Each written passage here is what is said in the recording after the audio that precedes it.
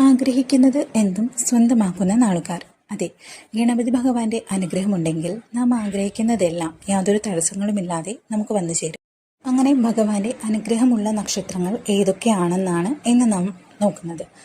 അപ്പോൾ നക്ഷത്രങ്ങൾ ഏതൊക്കെയാണെന്ന് പറയാം. പൂരം, പൂരാടം, ഉത്രം, ഉത്രാടം, മകം, മകേരം, തിരുവോണം, തിരുവാതിര, കാർത്തിക, ചിത്തിര, അശ്വതി, അനിഴം, അത്തം, പൂരുരുട്ടാതി, ഉത്രട്ടാതി, രോഹിണി, രേവതി, ചതയം, വിശാഖം, ചോതി, പൂയം. നിങ്ങളുടെ നാൾ ഇതിലുണ്ടെങ്കിൽ കമൻറ്റ് ചെയ്യുക.